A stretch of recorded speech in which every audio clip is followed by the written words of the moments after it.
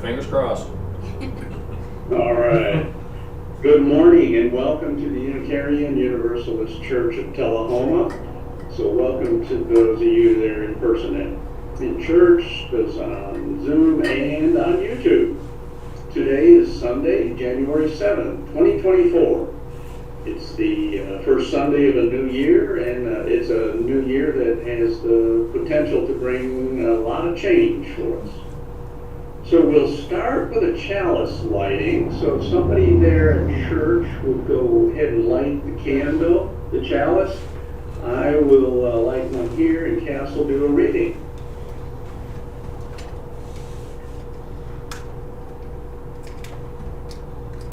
We light this chalice to find inner peace, love for each other, and faith in ourselves. Also, to be welcoming to whomever we meet and kind to all living creatures. So gather around this light of hope as we share this time together. So now we move on to announcements. So if you have an announcement, raise your hand and we'll hear what the announcement is. Any announcements at church?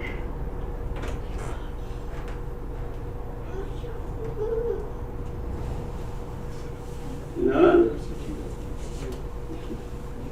All right. Patty Collin, yes. You are, let's see, you're muted. There you go. You're still muted, Patty.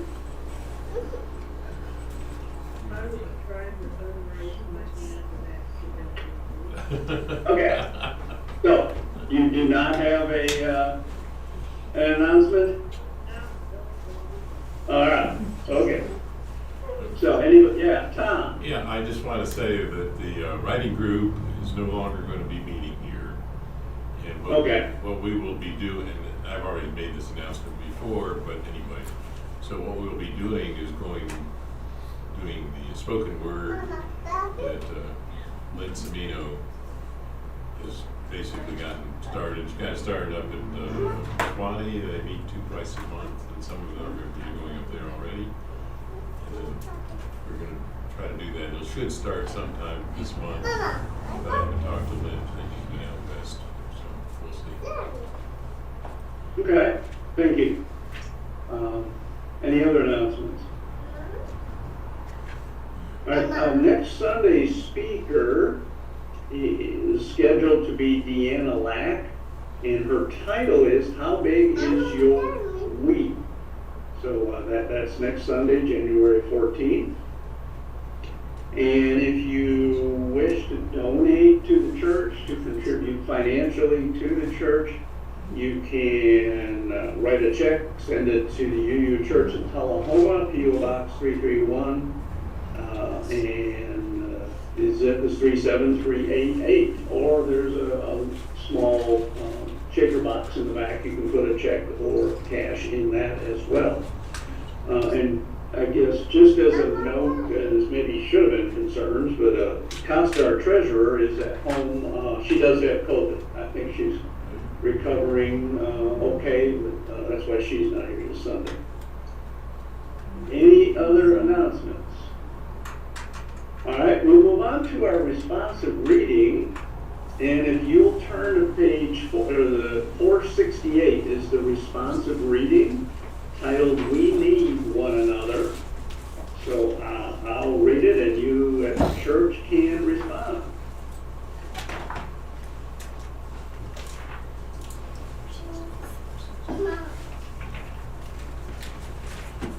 No problem. Can I sit up here with you?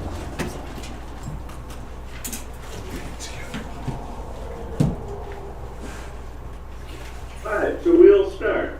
We need one another when we mourn and would be comforted. We need one another when we are in trouble and afraid.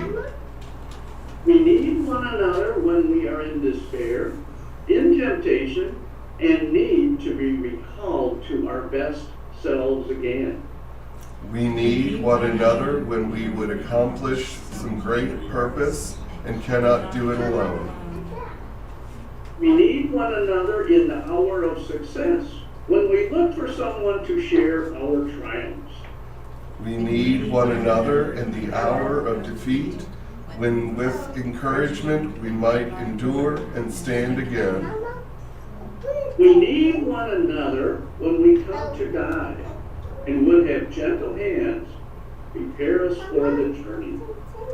All of our lives we are in need, and others are in need of us. Alright, so now we will move to our guest speaker. So Joyce Prusak is our speaker, and I believe she'll be talking about Coffee County Children's Advocacy. So Joyce, welcome.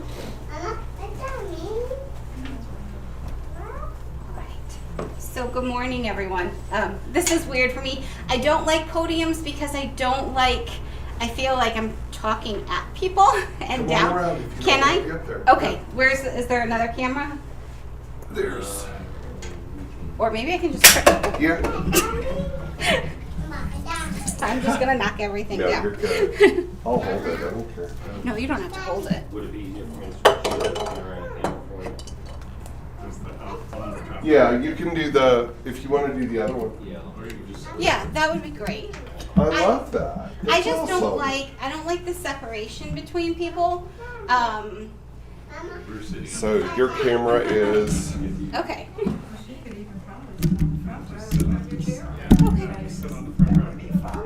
Whatever works. It just that always makes me uncomfortable. No, this is No, you're perfect. good. This is perfect, and I can walk a little bit and move, so this is great.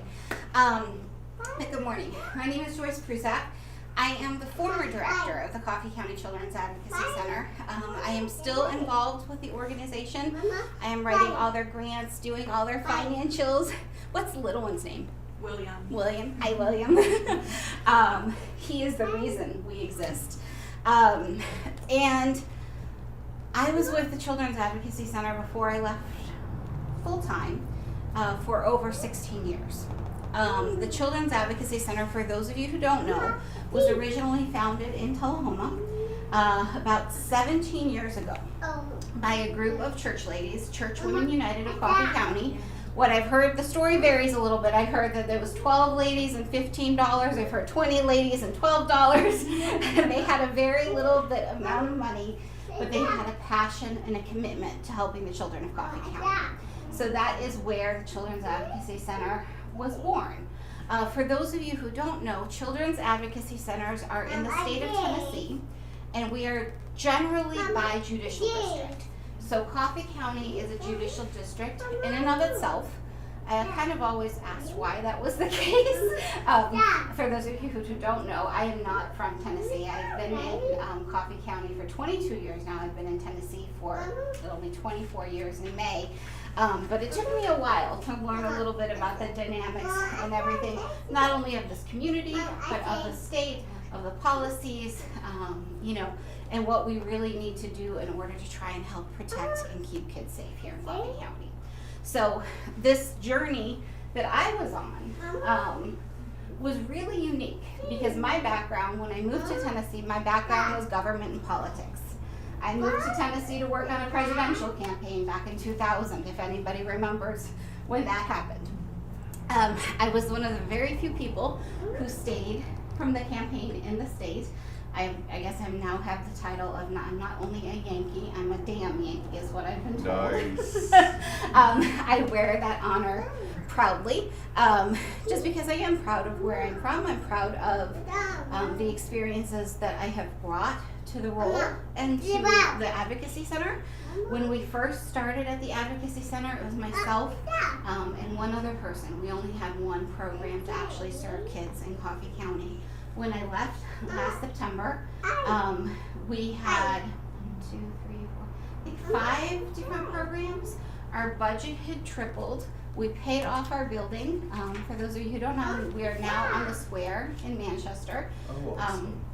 We're right there. We moved to Manchester after they We're going to tear down the building we were in Tullahoma, but also to be closer to the court system, because we work a lot with the Justice Center, with the Sheriff's Department, and that sort of thing. So it provided a little bit better access, and also being close to the interstate allowed us to bring in another service that we provide that I'll talk about in a moment. But the Advocacy Center, since it has opened, has helped over 5,000 kids in Coffee County. And we've trained over 25,000 people and children on how to keep themselves safe, how to keep kids safe. What's scary to me about those numbers, those are only the cases we know about that children are abused, and those are only the severe abuse cases.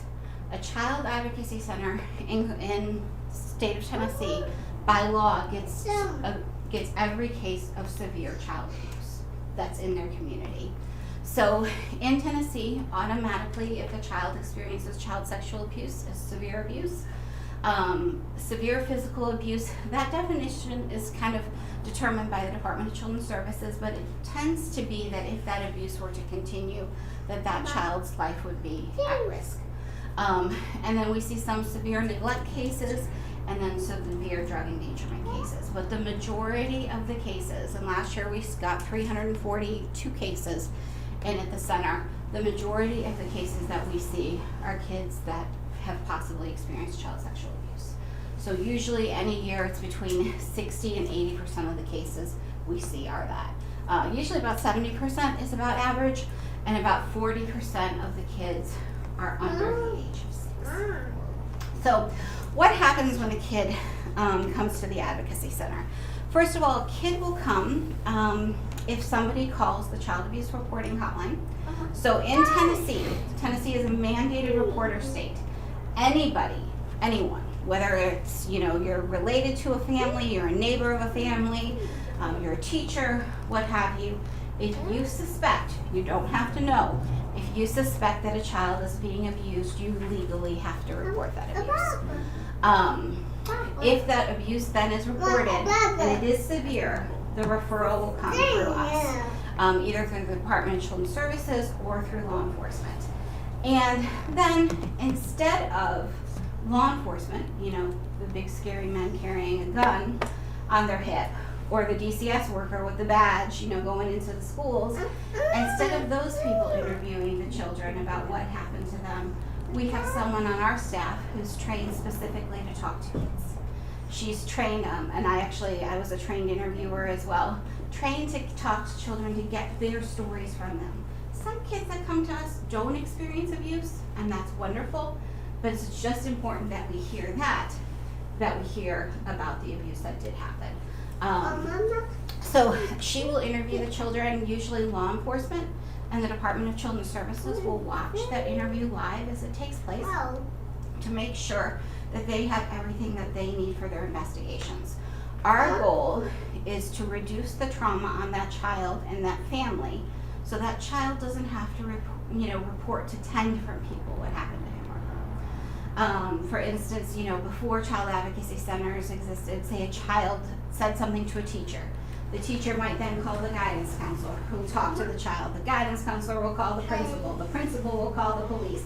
The police will call the district attorney. They might call a doctor. They might call, and that child is having to repeat it over and over and over again. With the way we work with our Child Protective Investigative Team, which is us, the District Attorney's Office, Department of Children's Services, medical provider, our law enforcement team, a mental health provider, we hopefully can collect that information one time.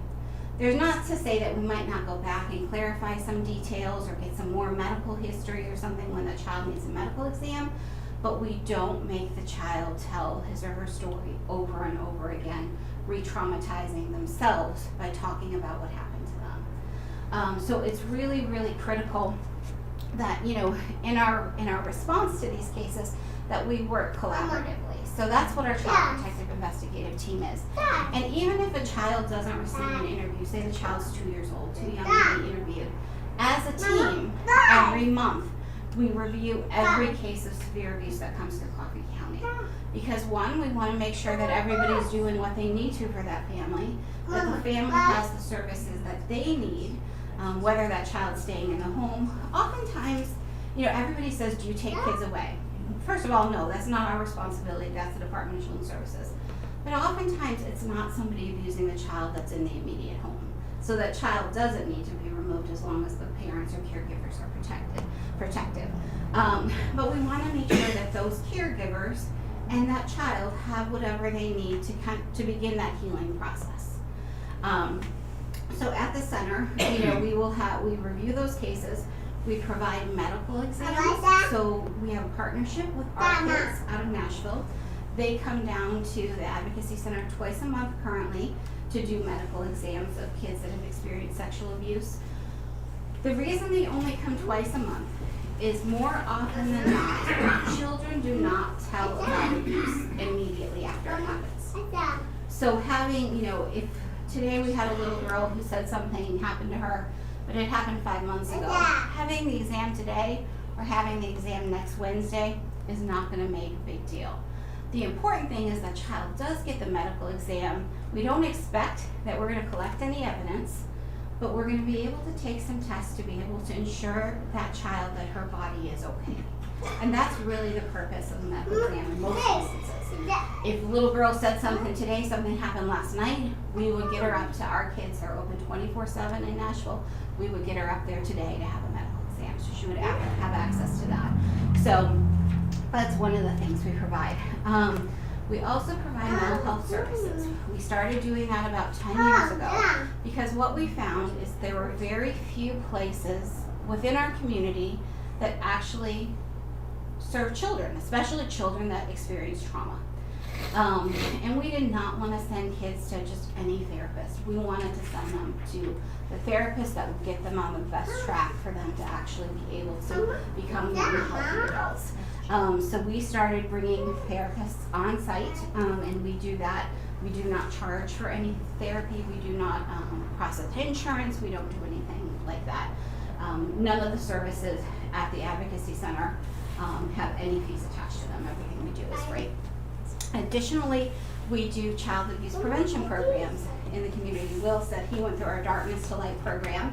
Darkness to Light, Stewards of Children, is our child abuse program that is focused on adults. And I finally feel like I can talk to an audience when I say, do you remember what happened at Penn State? The Penn State case with Joe Paterno and do you remember that? All that was in the news. I spoke to a group of young dental hygienists a couple months ago, and they looked at me like, yeah, I know what you have no clue what you're talking about, lady. But when that case happened, what we had found is, one, there was a whole system, a whole college football system, a whole college that failed to protect its students. And the focus shifted. We used to do a lot of child abuse prevention work in schools, and we still do some of that. But what we're now trying to focus on is that really it's not a child's responsibility to protect him or herself. Right. It's an adult's responsibility to protect the children in their lives. And there are steps that we all can take, whether we have grandkids, great-grandkids, just kids in the community, and we work with organizations. There are steps we can all take to reduce the risk of child sexual abuse. Like limiting one-on-one interactions with kids. There's no reason, if you're in an organization and you want to counsel a child on something, there's no reason you have to be behind closed doors. You could be in a bigger room in a corner speaking quietly where somebody can see you or observe what's happening. There's no reason you have to transport a child by yourself. There should be other adults present, other kids present. So thinking about what we can do as a community to protect the kids that are within our reach, so to speak. So our Darkness to Light program focuses on that. We look for groups to do that. We struggle actually, just because it's a 2-hour program, so it does require a commitment. But what we know is that for every one adult that goes through that program, 10 children are potentially saved from child sexual abuse. So we have trained over, I think, 1,800 people now in Coffee County over the years on this program. So that's a pretty good impact. Thinking, multiply that times 10, you're talking potentially 18,000 kids have been saved.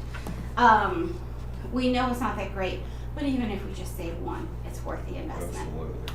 So, and like I said, we are still in schools. We do teach children about, it's no longer stranger danger, you know? It's not strangers that are hurting our kids. Sure, that's what we hear sometimes in the news when there's this grand case and a child is kidnapped or something like that. But more often than not, in fact, 90% of the time, when a child is abused, it's by someone that they know, love, and trust. And it's somebody that's been welcomed into that family, somebody that, may not be a family member, but is a family friend, and that child has developed a relationship with. And that child, that person is not a stranger. That person, we've come to term it, is a tricky person. They may ask you to do things that make you uncomfortable. They may ask you to, they may do things to you that make you feel uncomfortable. And knowing who you can identify to go for help if in fact you need your help. A lot of places say for kids, safety five people. We have found that a lot of times kids that are abused will try and tell somebody. And they'll tell once, but if that one person doesn't do something, why should they tell again? We also are doing, as part of our efforts, a really big push to have parents teach kids the proper names of their body parts. Anatomical names. This is an ear. Why would I call it anything else? Why do we call our private parts other things? I'll give you an example. One time when I had to do an interview of a little girl who had possibly been abused, we were talking, we went through everything, she kept telling me about daddy touching her hair bows. And we're talking about a 4-year-old girl. Okay, daddy touches her hair bows. I have a hair bow, in my hair today. But when I pulled out an anatomical drawing to go through body part names, we went through everything, eyes, nose, toes, everything, her hair bows were flat.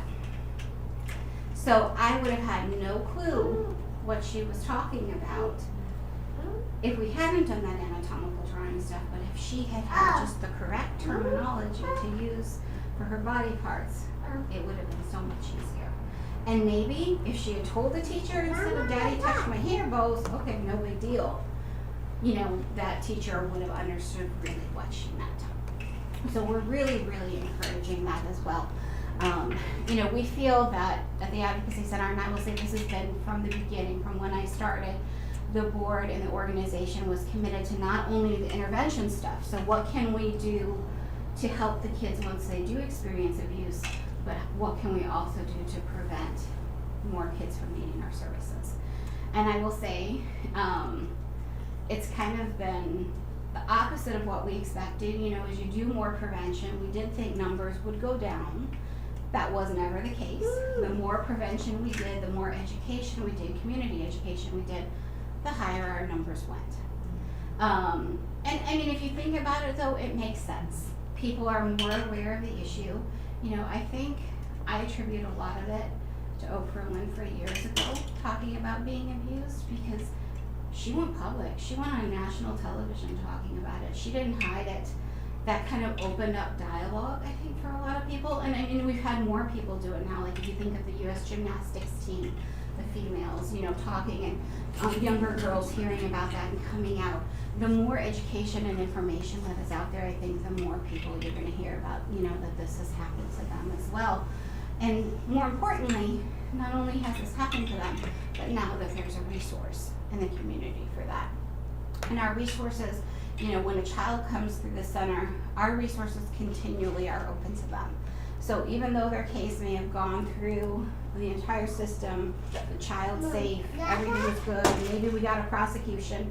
We don't get a lot of prosecutions, we get some plea deals, but maybe we got that. 5 years from now, let's say that child is experiencing, is in high school and is struggling with some mental health stuff based on what happened to them when they were younger. Our services are still open to them. In fact, we have a child right now who came to our center 7 years ago. His parent called and said, hey, can we come in for therapy? And they're back in therapy. So we really want to see them, as I mentioned, go through that healing process and be able to be the children that they were meant to be. And I will tell you, when we first started looking for funding for our therapy program, we got funding from the Healing Trust. It used to be known as the Baptist Healing Trust. It was affiliated with Baptist Hospital, but no longer, for our programs. And one of the things that I told them was that the therapy program not only helps the kids and the families, the therapy program helped those of us that were doing the work at the center. Because when we saw the kids come through for the first time, they usually came in with their parents, their caregivers, non-offending caregivers. We only work with the non-offenders in a state of crisis. You know, at the lowest of the low. They didn't know what was going to happen. They didn't know, you know, if someone was going to be arrested, if, you know, they were going to have a home to live in, what have you. But when we were able to start the therapy program and have the children come through on a regular basis and see those children, you know, day one when they're crying and they're sad to, you know, 8 months later, and they're coming in, they're smiling and they're laughing and they're, you know, doing wonderful in school and, you know, maybe applying to college, what have you.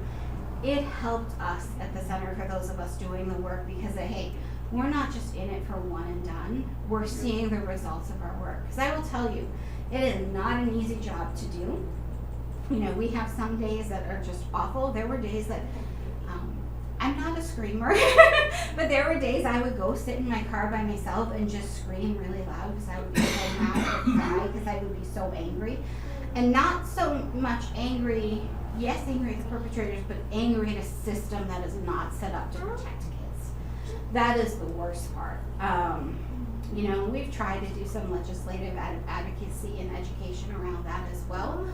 But I think I told you in the beginning, my background is government politics. Kids don't vote. So, you know, their needs and their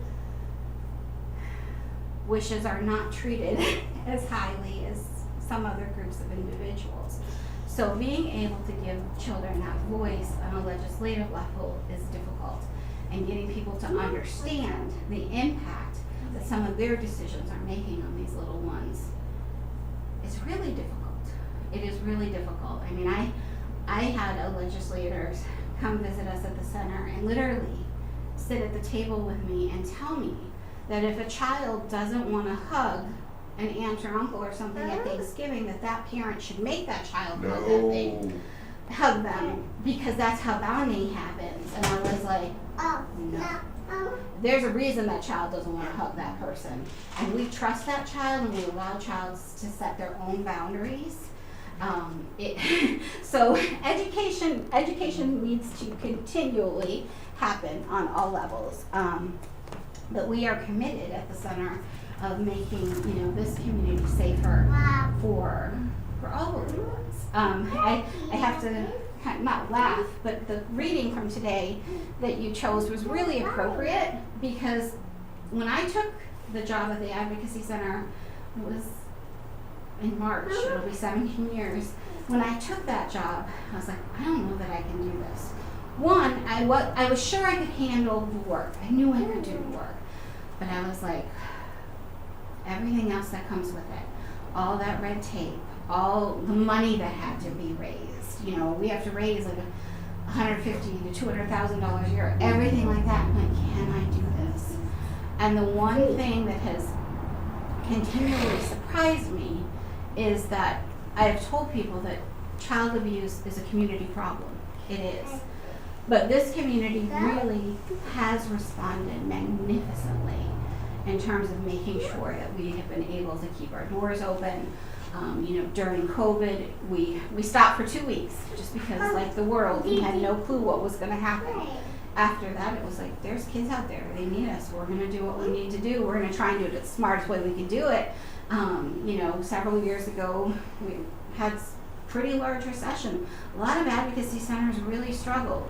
Not to say, you know, we had great times, but we didn't have to worry about keeping our doors open. We've been able to continually add programs to meet the needs of the children and families that we serve in Coffee County. And that is something that I'm tremendously, tremendously proud of. We've had a great team working at the center. We've undergone some transition this year, but, you know, every day we showed up to serve the kids and families that need us most. And most importantly, is that we are also nationally accredited. So Children's Advocacy Centers, we're a movement nationally. There's almost 1,000 advocacy centers around the country, and there are standards that are set by the national organization that they say are best practices in serving children that experience child abuse. And there's 10 standards with a whole bunch of things underneath each of them, and our national partners have said, you are doing what you need to do to serve the kids in your community. And that's something that we're really proud of. And, you know, I have not personally left the Child Advocacy Center movement. Like I said, I'm still helping the center a little bit, but I've gone now to the next level. I'm working with the Western Regional Children's Advocacy Center to support advocacy centers that are developing in 13 states and the western part of our country. So we're trying to make sure that this movement continues to grow and that every child that is in the United States, regardless of where they live, regardless of who their parents are, regardless of how much money is in their bank accounts or their parents' bank accounts, has access to the services that they need in order to process the trauma that happened to them, hopefully hold somebody accountable for that trauma, but most importantly, you know, begin that healing process. That's one thing I always say. At the Advocacy Center, we give kids the gifts of hope and healing. We have no idea how that journey is going to end, and it is a lifetime journey. To say that a kid's going to get therapy for a year and they're going to be healed, no.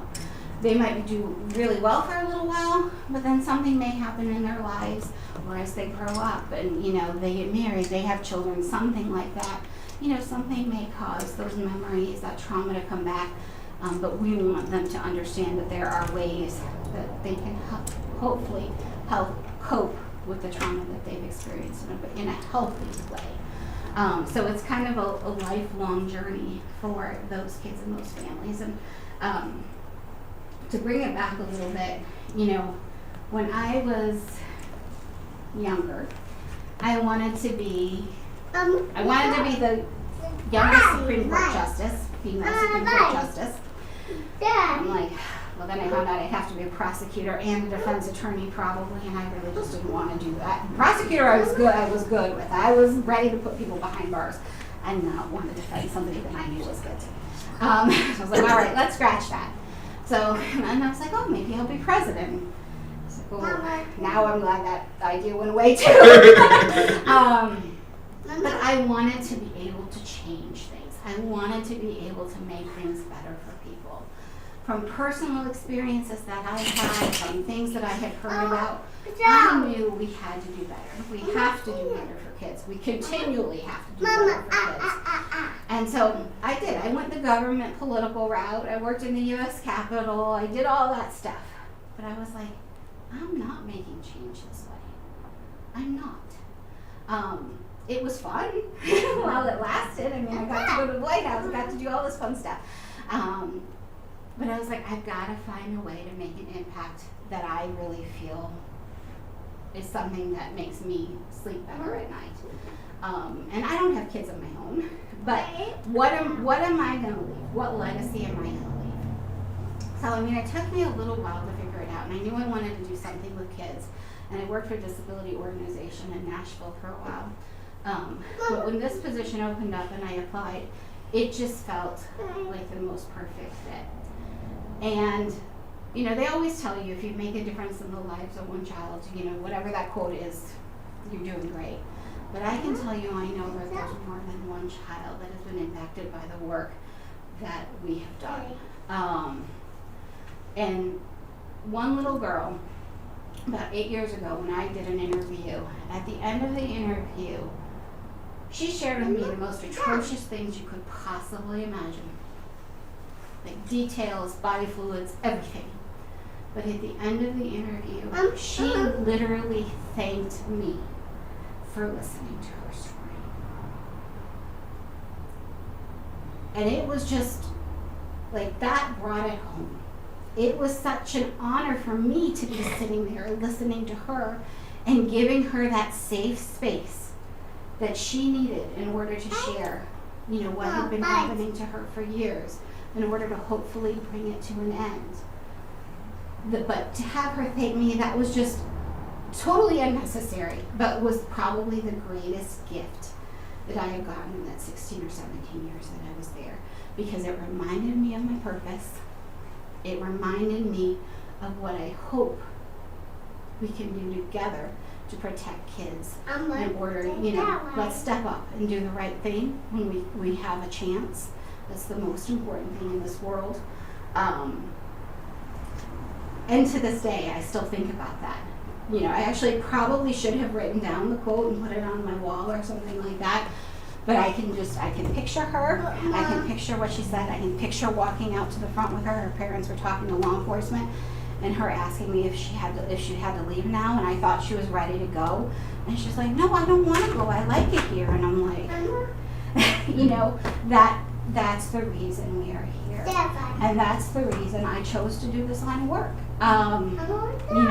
You don't have that every day, but if you can hold on to that one little piece to carry you through those other rough days, and know that everywhere you go out in our community there are kids that need us, it makes the work that much more impactful. So, do I take any questions now? I think no. We'll have it, we'll take a break, That's and then we'll come back. Okay, to Carrie what's told me going on. a little bit about that, but I wanted to make sure I did it right. Okay. Thank you. Thank you very much, Joyce. Much appreciated. All right, so now we will close with our traditional closing, 4:14, as we leave this friendly place. So if you folks at church want to stand or willing to stand, sing this together.